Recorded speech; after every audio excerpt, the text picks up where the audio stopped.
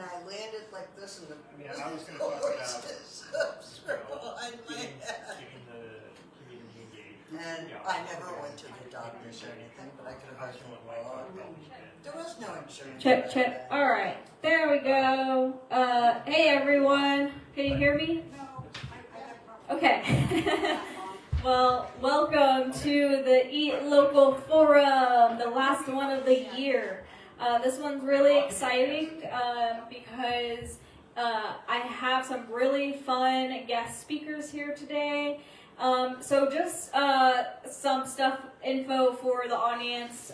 The Eat Local Forum is kind of like a place at Leo's where farmers, home growers, or people that are interested in this kind of eat local aspect of our food system can come and kind of be a part of this network that we're creating together, so you can trade, sell, or barter some veggies or any grown produce that you create. So in the very back table, you'll notice our spread of veggies that we grew from our community garden that we are selling.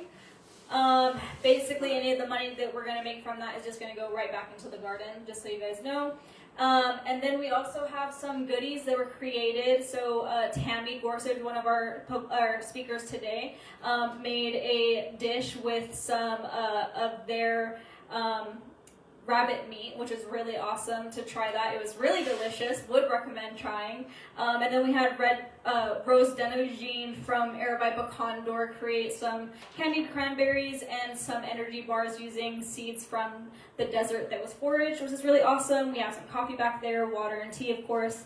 So that's really exciting. We have some stuff going on back there. And then some other really exciting things that are happening, just so everybody knows about this week. Tomorrow at 5 p.m. we're going to have Improv Club here. Wednesday we're open 1 to 5 p.m. for open hours. Free dinner and movie night at 6 p.m.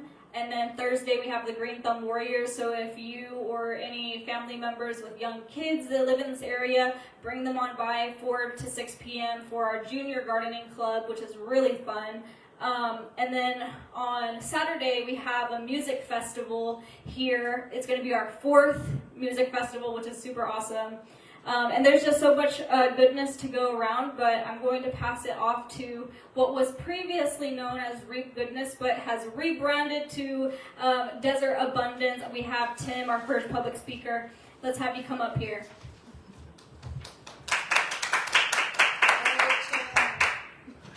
Thank you, Miracle. Thank you to Regenerating Sonora for including us in the programming. How many of you have heard of, for the audience here, how many of you have heard of the Heartland Trial at Boyce Thompson Arboretum? You heard talk of it? Okay, most of you have. 10 minutes ago. Okay, heard about it recently. This is a project that we started a couple of years ago.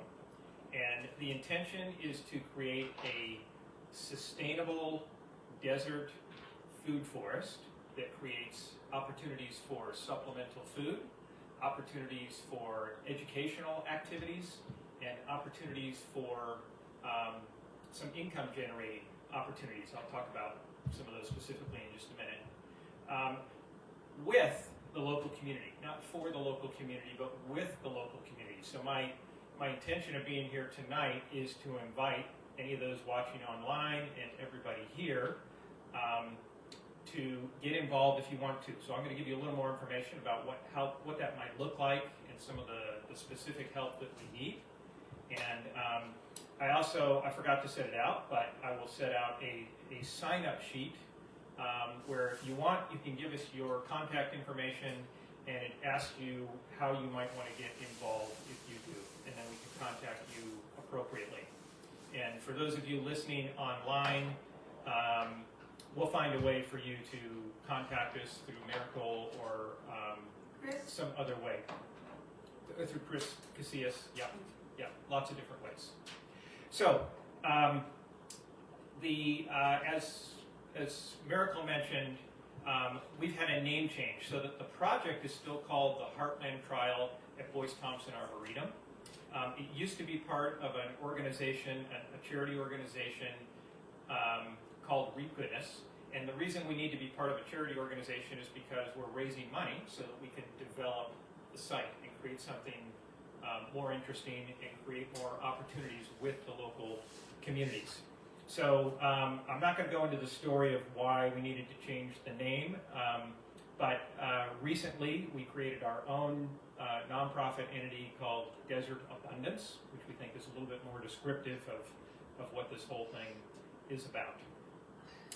Our mission statement, I'm going to read it, is to develop a regenerative desert agroforest in Superior, Arizona that nourishes both the land and the community.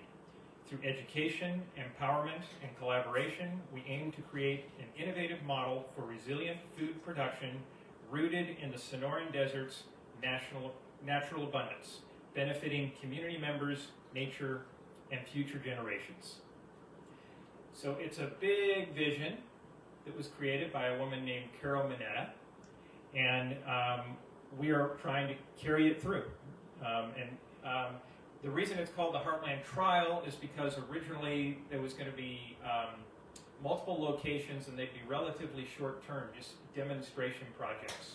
But as we formed the team here in Superior, we decided we want to make this an ongoing, lasting thing. So, that name may change at some point too.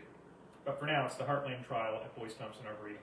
By the way, we're doing this on land that is owned by the Boyce Thompson Arboretum, but they've got land on either side of the Arboretum proper, and they've given us 5 acres to develop this project and see what we can do out there, which is really exciting. And we've been working on it for a little while. I'll tell you a few of the things that we've done in just a minute.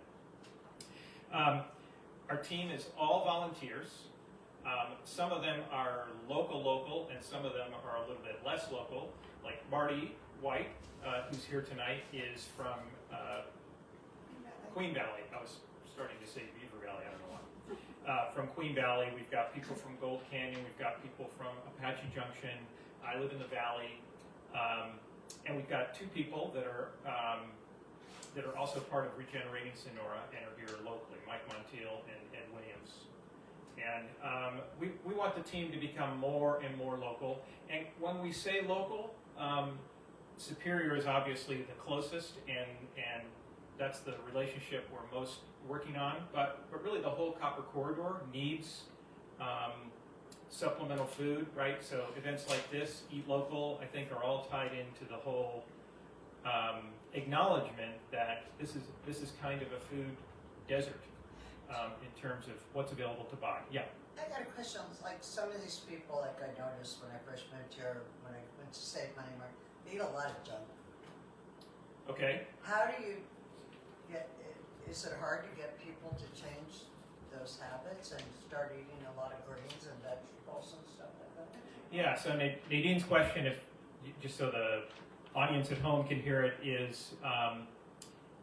is it difficult to shift people's eating habits, right? Because a lot of us have some bad eating habits, right? Junk food and what's more affordable.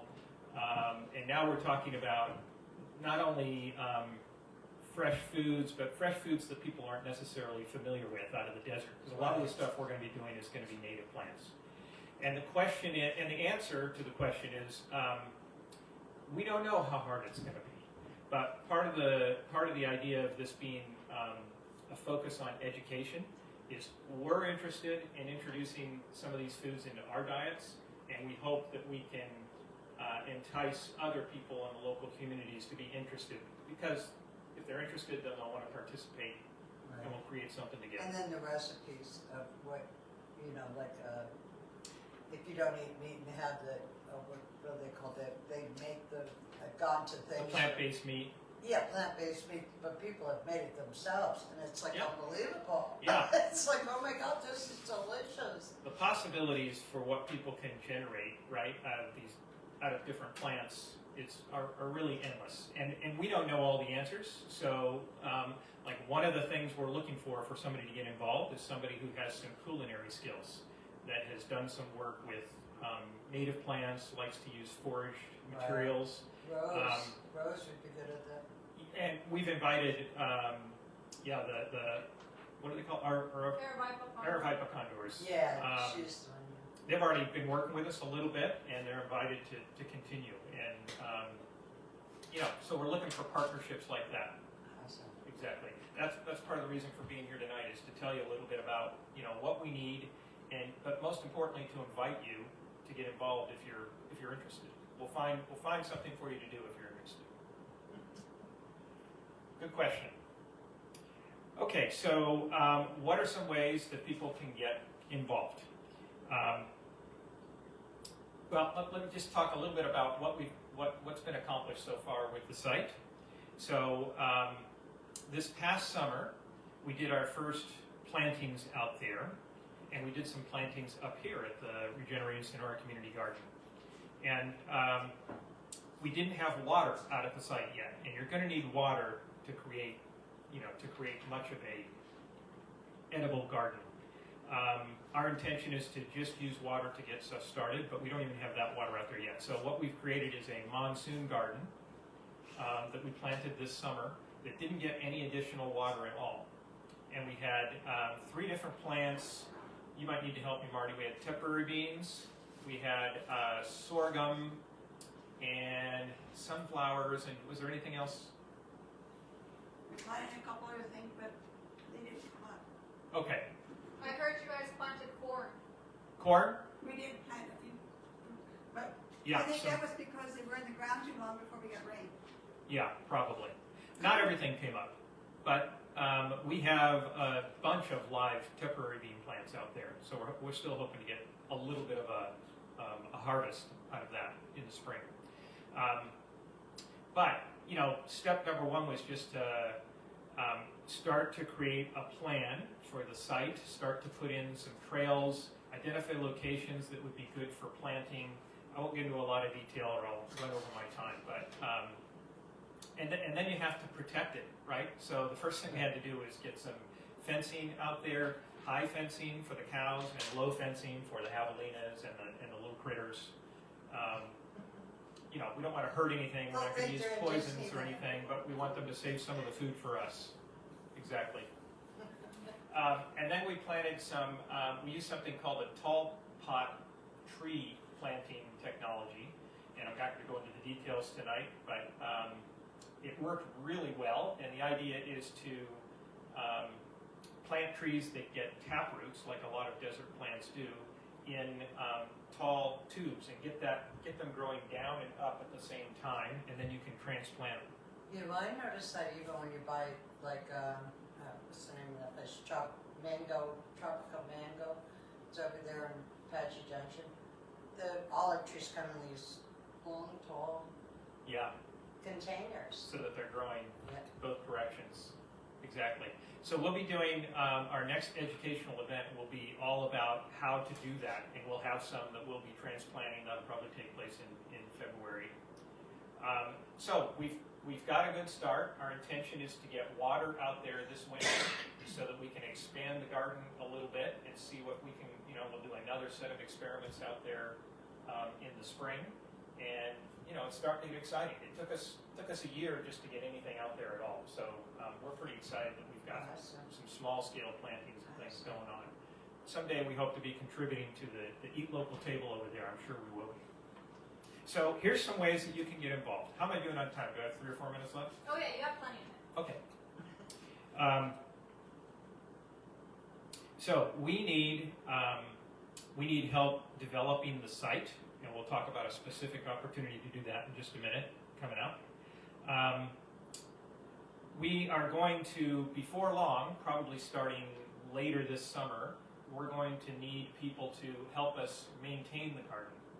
And we have partnered with Regenerating Sonora, so if we get some of the grants that we're trying to get, we will use some of that money to pay people to help us maintain the garden, because you guys are here, and some of us are far away, and we need somebody that can be out there, on a regular schedule. And again, it creates an opportunity for people locally. Let's see. And then we have the team of volunteers that's been planning and doing all this. We call our leader team. And For the past 2 years, we've had a very stable leader team of about 10 people. A couple people have left, a couple people have come in the last couple of years. I think we're going to need some new people very soon. And so I'll talk a little bit about what you could do, what we're specifically looking for on the leader team. So if you're interested and you want to get involved and you want to help plan this, come talk to us about the leadership team. But there's some specific needs that we had that we're looking for. So if you or anybody you know is interested and has these interests, we're particularly interested in that. We need it. So that would be volunteers with experience with fundraising and grant writing. We're doing some, but none of us have much experience with it. So we could use more help there. Volunteers with experience in social media for strategy and posting content, so helping us create our online presence and create posts and get creative and help actually do the posting on a regular basis. Anybody interested in that? That would be great. Also volunteers with experience, like I mentioned before, cooking with native desert plants and ingredients. We don't have enough now to keep them busy, but we hope in the next year or two to be at a point where we'll need somebody to help us come up with dietary suggestions of how to use these things and make it fun for people and demonstrate it. Come on in. Hi. So I'm just wrapping up. And like I mentioned before, we'll be having regular educational events. The next one most likely will be in February, and that'll be the tall pot planting demonstration. So we've got the plants up at the garden.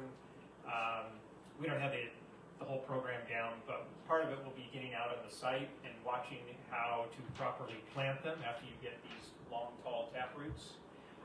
And we're also going to plant a couple of them in the town. We're going to raffle off a couple of these trees that are now 3 feet tall above ground and 3 feet tall below ground. They should grow pretty fast.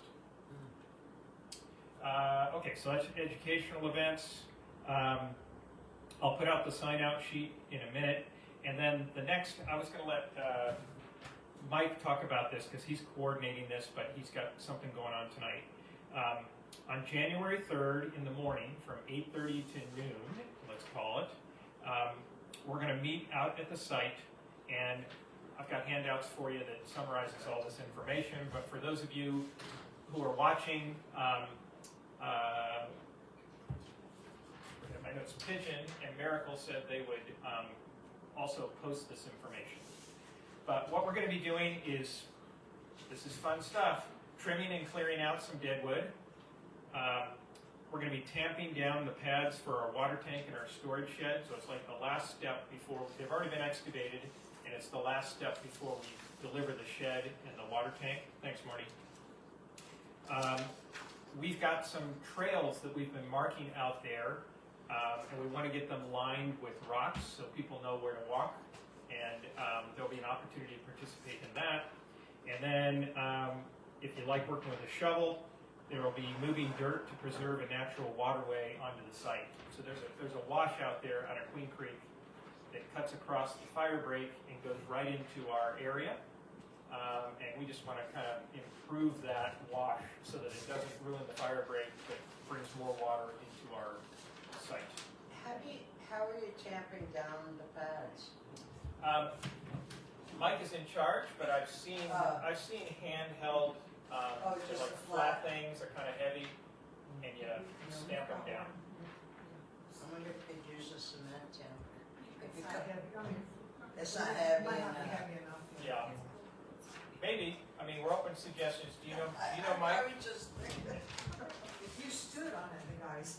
If we've you talk, been way tempted our property down there and stuff over there in unincorporated Maricopa County. He had a big old truck.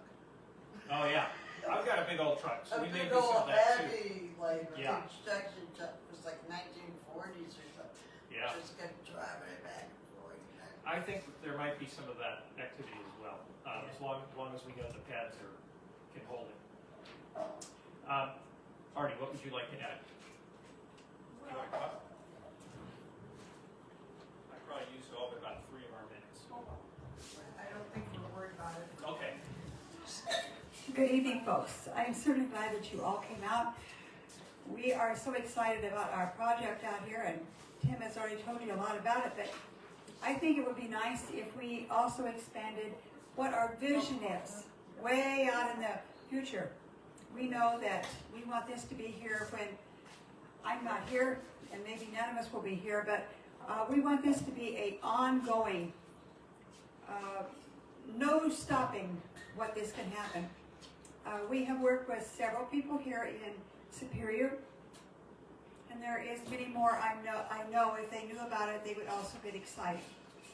We've had several things donated that we have now on the property.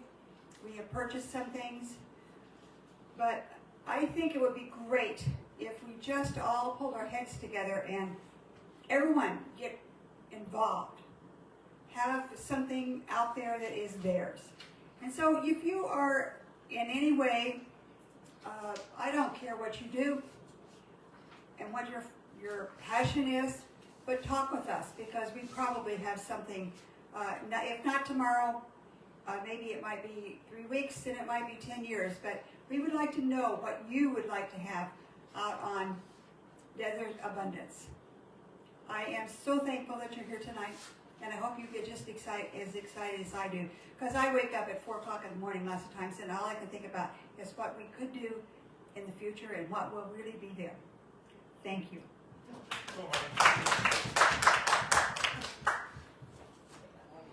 Thank you so much. Yeah, very good stuff. I'm getting really hyped up just listening to your guys' project. And if you guys are ever at the community garden, we do have like a little tall pot section next to our pond. So if you kind of want to see with your own eyes what Tim was talking about on a small scale, we do have some at the community garden if you wanted to check it out. But yeah, that's super awesome. Definitely we'll post those events for you guys online to check out. And then our next guest speaker is going to be Tammy Gorsuch, showing us how to do some urban homesteading.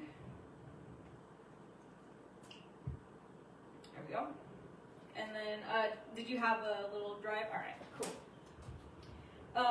So you can just plug it on in, and while you were getting set up, a couple of side notes. So in the very back, we also have a seed bank. So if you are interested in bringing home some seeds for your own garden, you can just check out the seed bank back there, and feel free to take some. Other notes that I wanted to let everyone know is our next Eat Local is not going to be a forum. It's actually going to be an expo. So it's going to be much bigger than this event, which is really exciting. And we're actually only going to have one guest speaker, and that is going to be a celebrity chef that does a lot of work with indigenous food, which is so exciting. So you're going to see a lot of updates and posters about that, which is really cool. So we're going to do that the third Monday of January. Sorry, we're trying to look for...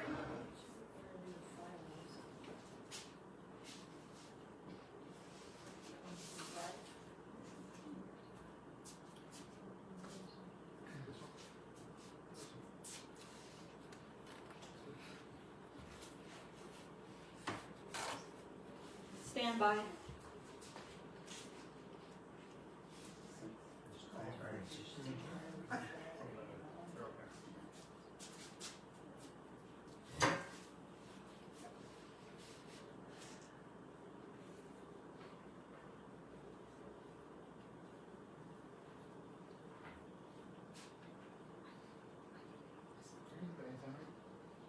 Yeah.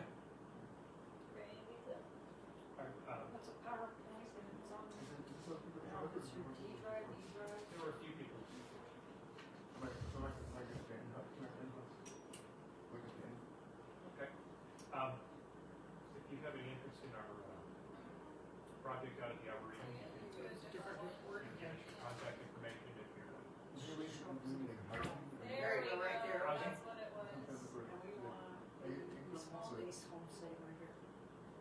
gonna look at serving homeless, it's gonna operate housing, section 8, or that's it.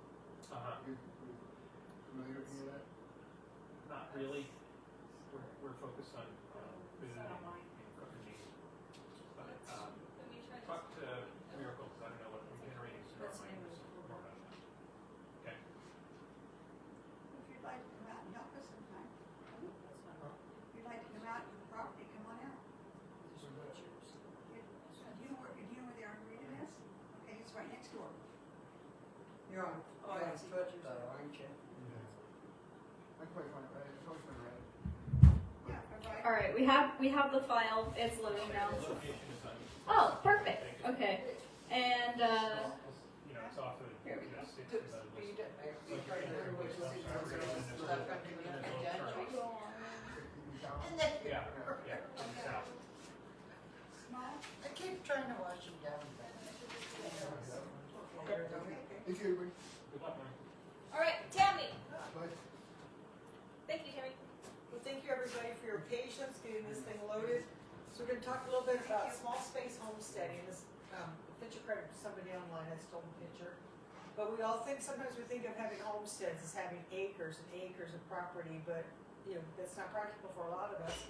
And so we can do the best with what we've got, whether we have a little tiny yard here in Superior, an apartment building, or even a mobile home.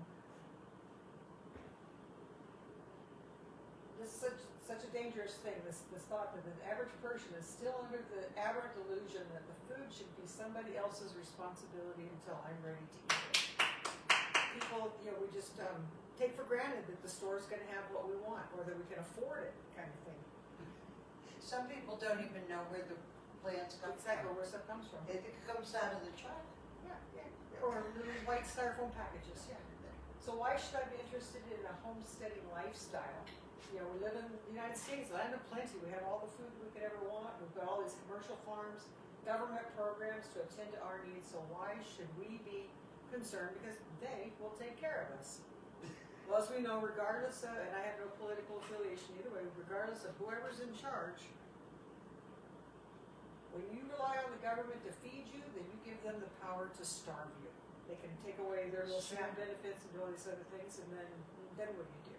So we Tammy, need to- will you see if the mic is on? There should be a switch and it should be up.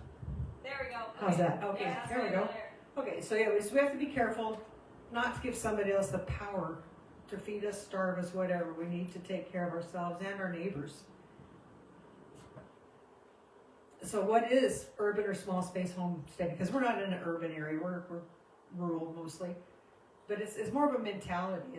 But it's a term that's used to describe a variety of activities that can be undertaken in an urban or small town environment to promote self-sufficiency, sustainable living. It can include growing food in a garden, keeping chickens or bees or rabbits like quail, preserving food. Urban homesteading often combines elements of both traditional farming and modern urban agriculture. But by producing some or all of our own food, urban homesteaders are often able to reduce the reliance on supermarkets and other commercial food sources. And this can have a positive impact on both our finances and the environment we live in. Because you caught it with the gas and the trucking and all those And kind of the things. best thing is that you know where it came from. Right, exactly. That's the thing, is you have control. And like we have the Lear Gardens that Regenerating Sonora is helping the people in this town, to be able to provide food for themselves. Very effective. The soil is rich, it's uncontaminated, and the water conservation, the way the water cycles with it, it's amazing. My favorite part, the raised beds to save our backs. But if you don't have room for a Lear garden, or while you're waiting your turn to get one, perhaps consider a tabletop or a small room hydroponic system. They're very inexpensive. They can be as inexpensive as you want, or you can get crazy expensive. Just, depends on what your style and your budget is. This is the one I've got on my kitchen table. Get a little package of lettuce seeds for $2.19, and that's months worth of lettuce for the two of us. Again, inexpensive, space-saving, and continuous source of fresh greens.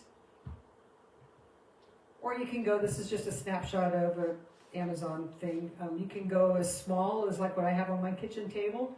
You can get big ones that you can put in a corner in the living room or someplace. You can have whole rooms of hydroponic systems and very low electrical use. and they don't require much attention at all. Just make sure the thing has water and that you put the little nutrients in once in a while.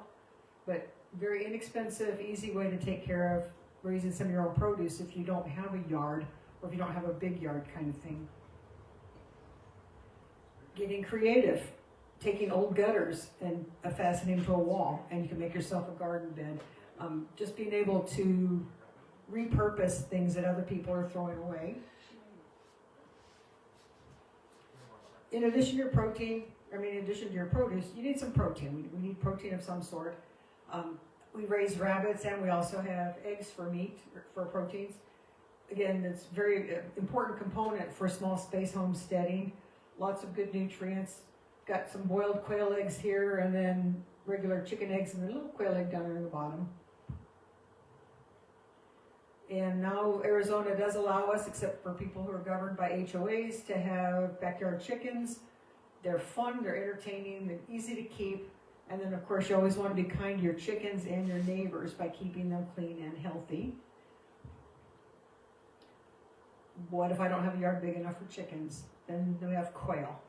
If you're a homesteader looking to raise your own eggs, but you don't have a whole lot of outdoor space, you can, in a garage, a carport, just some covered area, you can raise quail for eggs. You can, if you've got room for a parakeet or a parrot, you've got room for a stack of quail. Are those your quail right there? No, those aren't mine, but that's the breed that I have. Those That's are the what Japanese They kind of coterns. look like the eggs. Yeah, they're ugly little birds. What kind are they again? They're called coternics, they're the Japanese quail. In Arizona, the Gamble quail that we see with a little thing on their head, now they're protected and you have to have permits and things like that. Oh, I didn't know that. But the Japanese quail, the button quail, and there's another breed of quail, they're domestic and they are not native to Arizona. And so you can raise them to your heart's content without any kind of permitting or anything like And you that. can do it really fast. Yeah, they start laying eggs within 6 weeks, and That's right. they're very prolific little egg And they're layers. delicious. Oh yeah, ask Nadine. She gets about 4 dozen from me about a week every week. Yeah. You know what I've been doing with them though? I mean, I eat them because I don't eat meat, but I eat eggs, so I make sure I get enough protein. Yeah. But I've been boiling them and dog treats. I mean, she's so reasonable. Yeah, they're fantastic dog treats, an excellent source of protein for your For dog. the dog, Sheep. they're good for them. Yeah. And with the shells on too, you get Instead of calcium. buying that expensive stuff, it's ridiculous what they charge for those treats. Oh, it is. It's crazy. And another thing that you can, after they have been laying for a short period of time, really, you can harvest them. Oh yeah. And, Yeah. and then set another hen, and you've got another 6 or 7. Yeah, I buy them as juveniles from a friend down in Casa Grande because I just don't have the time to mess with the brooding and all that, and he sells them so reasonable, so I just get them that way. Yeah, when they get to where they're not laying much anymore, and they're only good for about 1.5 years for laying at the most, and yeah, you can process them in your kitchen sink. You know, they're so small, you just hold them over the garbage disposer, and then because they are of age, I usually, I'll either braise them for a long time or throw them in an Instapot. You'll get a few of them together. But if you are going to raise quail, and especially if you're going to raise them indoors, you want to make sure that you've got proper ventilation because the ammonia buildup, it's not good for them. Makes your house stink or your garage, whatever. So you just want to make sure you've got proper ventilation. Keep the air quality good with a fan. They're social animals, so you want to keep them in pairs or small groups. I keep them in groups of about 7 in a cage. Having them in an indoor environment, you have control. Ours are outdoors, but they're indoors, but they're outdoors, and so they're covered, so you don't have to worry about predator birds and things like that. We've got really, well, you've met JoJo, a really good cat deterrent system, so we don't have any problems there. And then biosecurity measures like making sure everything just stays clean and disinfected. You want to keep your food supply clean and safe and not drive your neighbors crazy, because even though we're allowed to have poultry in town, we are not allowed to create a noise, odor, or pest nuisance. And so, if somebody wants to take your fowl away from you, if they stink, if they're too noisy, or if you're getting bugs all over the place, then they can come in. They have the right to come in and tell you to shut it down. The Japanese quail, the coternics, are the most common for indoor quail keeping. And they're relatively quiet. They do make a little noise here and there, but they just sound like wild birds outside. One time, Tammy brought one in during their presentation. At the very end, they opened the box and said, "You didn't even notice a quail was in here." Super quiet, super quiet. Now, even though we all would love to be totally self-sufficient, we can't realistically expect to produce all of our own food. So then what? Well, things like canning, like pressure canning or water bath canning, because you go down to, even sometimes here to save money, they'll have some produce on sale, but it doesn't keep very long. And same thing when you go down to Superstition Ranch Market. Excellent prices on produce down there, but it goes bad real fast because I guess it's not the kind that's sprayed with wax or whatever. And so by going to places like that, getting large amounts of produce for less than you would pay at the grocery store, but again, the caveat, you got to eat it, freeze dry it, cook it, or freeze it, can it within a day or so, or it seems to spoil. So we learned skills like canning. Purchasing the canning equipment is your biggest expense. Things like low acid vegetables have got to be pressure canned to prevent botulism, because you can boil with the water bath canning. If you boil it, you can get it hot enough to kill the botulism itself, but the spores have got to be pressure canned because they have to hit temperatures of about 250 degrees, 275, for a good at least 30-40 minutes, depending on what you're doing. With meat, 90, and you just cannot achieve those kind of temperatures without the pressure for a period of time. The glass jars you use for canning can be used indefinitely as long as you don't break them or crack them. The rings, the ones that screw on, they can be used for a very long time. They get ugly, they get rusted, but just scrub them They up a don't little bit. really touch anything. Right, they don't, because once you're done canning, because like I've got broth on the counter at home right now, once that's been sitting there for 24 hours, then you can take those rings completely off, wipe the jars down, and put them away, and then reuse the rings. The only thing is you can't use lids. The lids have for one time only, unless you buy the reusable. They're expensive. I'm still old school. I don't trust them, so I haven't bought them, but I hear they work okay, the reusable ones. Another way for urban dwellers or small town dwellers is making homemade foods. Is a great way to cook food from scratch. That helps you avoid buying processed foods, and instead of, you can make your own meals from basic ingredients. I never would have imagined I would have to say this to people. Cook from scratch. Then you know exactly what goes in it. You know you've got control, and you know what you're putting in your body. You can make breads, sauces, jams, jellies, broth. If you buy chicken or whatever, you debone it, or you roasted it, save those bones, put them in the freezer, get a bunch going together, and then make your own broth.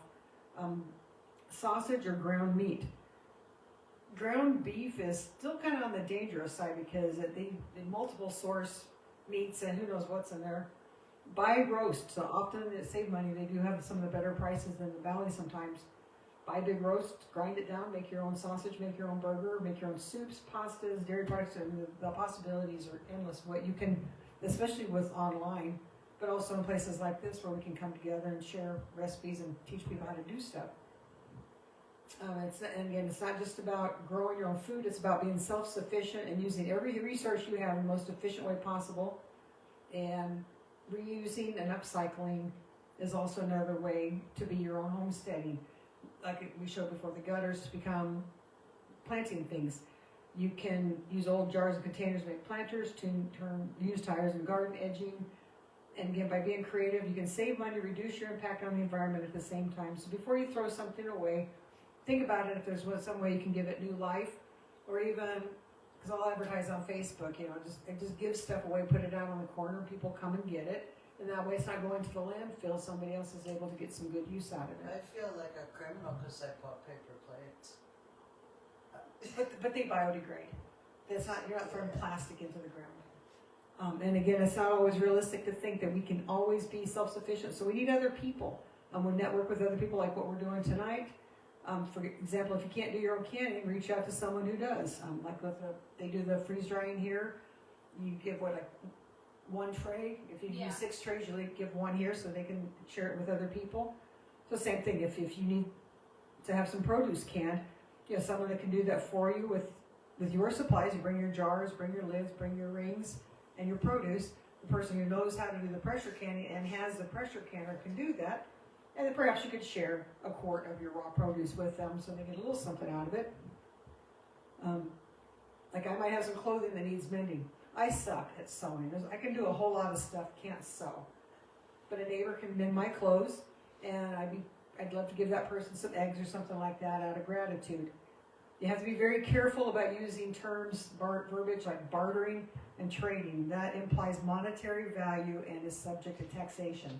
So you have to be very careful. So I don't trade, like with the rabbit meat. I process mine very safely. We've been doing it for years. Never been sick or anything like that.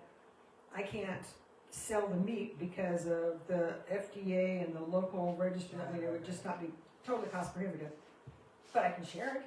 I can prepare a meal. I can bring some food that's been made out of it, and I can donate it. And that's, and then I can maybe grab a little carrot or something like that and take it home to myself, kind of thing. So those kind of things where you're not implying a value back and forth, you can do that as part of your homesteading project. And then, of course, looking online or attending workshops like this to learn. But it's important that we're always continuously learning how to take care of ourselves and our communities. Not always about look out for us, but the people around us. We live together on the same earth here. Be involved, attend local forums like this one, join the Green Thumb Warriors as either a learner or a teacher and assistant, participate with the community garden, help out with Leo's Kitchen free community meals. There's all kinds of ways, again, with this homesteading attitude, to give to the community, and you receive something, you learn something, you experience joy, and then often, again, you do for other people, and they'll naturally want to help do for you too. And then online sites like how to homestead in an apartment, things like that. So there's with YouTube, Google, AI, ChatGPT, all these things. There's absolutely no reason for any of us not to be able to find out how to do something. And you can get step by step, and then again, places like here where we can come together and you can get more details and get some hands on. And that's all I got. Boy,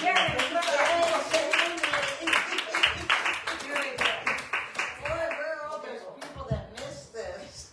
Thank you so much, man. That was a really good, That's good. You're good at that. presentation there.